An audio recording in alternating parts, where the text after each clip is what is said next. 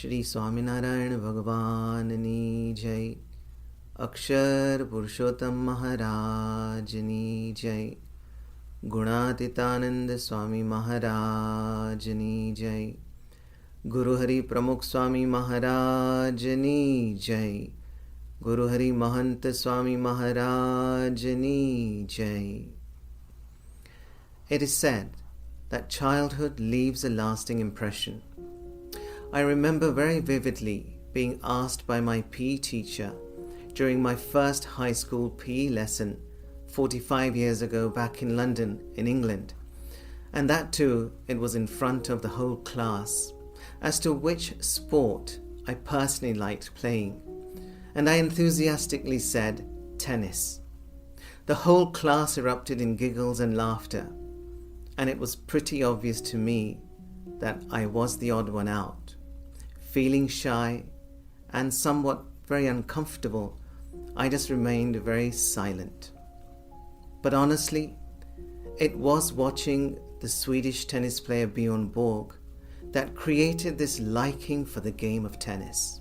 He was a stylish, charismatic, passionate, determined, and a very ice-cool player who played some stupendous tennis with absolute grace. And I would even try out his two-handed backhand strokes and his signature top spins at the local recreation tennis courts.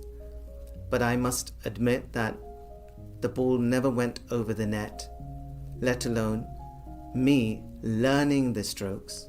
But mind you, at the same time I was only 10 years old and maybe just a few inches taller than the net.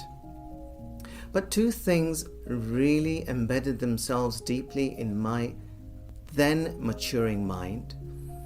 That Borg showed these subtle gestures of acknowledgement, of respect, of appreciation, with a loving smile towards even the youngest of those ball boys and those ball girls. And that too in the midst of some very, very tense matches. It was only a small gesture from him, but it meant the whole world to them. And the second thing that impressed me, fascinated me, was how calm and composed Borg remained in his first ever Wimbledon final in 1976 against Ilia Nastase. At one point, Nastase intentionally belted the ball straight towards Borg's face in annoyance. Borg barely flinched as the ball flew past his ear. All he did was to look straight at Nastase, stare at him for a few seconds, and then make his way to the line. And then he proved his point by thumping Nastase in straight sets to win his first Wimbledon title at the mere age of 20. Remarkable.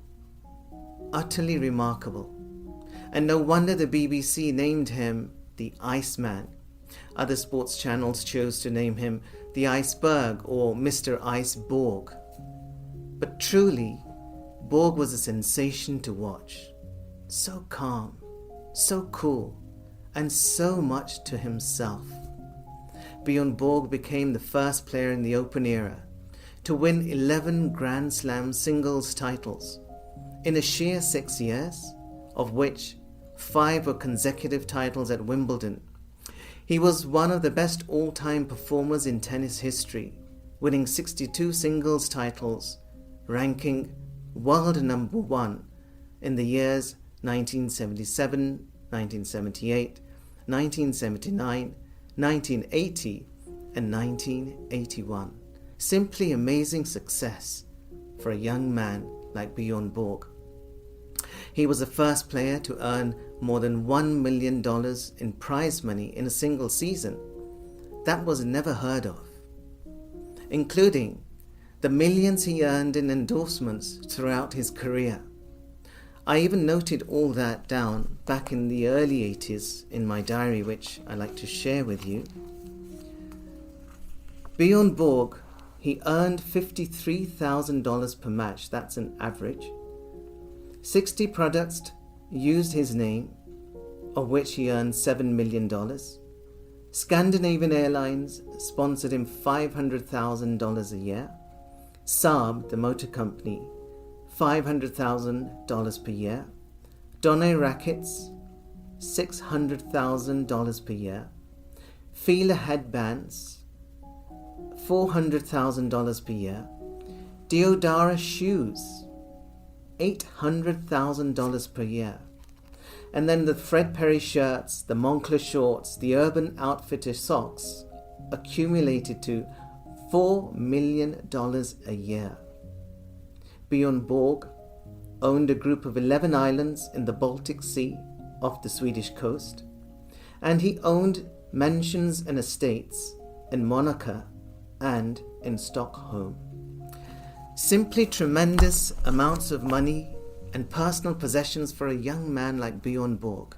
Sadly, Borg's consistent and rapidly growing success in stardom led to burnout. Constant attention and constant pressure to perform at his best to remain at the top of the game. For the likes of John McEnroe were ascending this ladder of success. They were young stars, but to compete with them and stay ahead of them, it all impelled him to retire at a mere age of 26 in the year 1983. Now this shocked the world. The year after, Borg divorced his very loyal and very supportive wife. The reason being a simple difference of opinion. This shocked the world even more. But who knew what was going on? Me as a child? What I saw and what I assumed, that everything seemed very super smooth and highly successful and ever so satisfying for Borg. But for Borg, there was definitely mental turmoil, frustration, anxiety, loneliness, and much more. All along I had thought and assumed that Borg could never be miserable. He had so much of fame, name, and wealth. But I was proven wrong, for what I had assumed was just an illusion. Let us pause here for a while and ask ourselves, do we not all go through such different pressures in life like Bjorn Borg too? For example, the team you support loses in the Super Bowl final. You're cheated in your business by a very trustworthy partner. You fail a much prepared for crucial exam just by a couple of marks. You're sacked at work for no rhyme or reason by your boss. The health of your spouse goes from bad to worse after so many treatments and the assurances of the doctors that she will be well or he will be well. And you lose a near and dear family member overnight, etc. Events like these and other obstacles and trials can be very, very, very painful and very costly. At times, they can be utterly humiliating. So what do you do?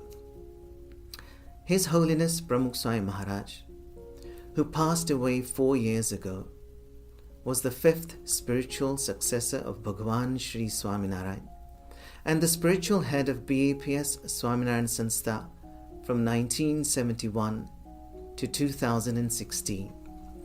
He had guided through his life millions of individuals and families the world over to successful ways of living better, brighter, and perfectly harmonious lives.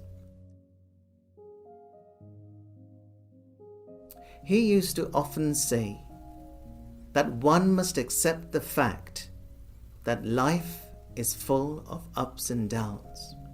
It is like a camel ride. There will undoubtedly be highs and lows in different percentages, in different people, in different circumstances, sometime during one's life. It is a given. How well prepared one is to face them and to handle them is most important. Simply put, he said that such highs and lows, ups and downs, like those faced by Bjorn Borg, will also come our way at some point in life, if not already faced by us. then how can such difficult times and situations be handled? What can help one prepare for such events in life? We will look at the answer in the next part. Jai Swaminarayan.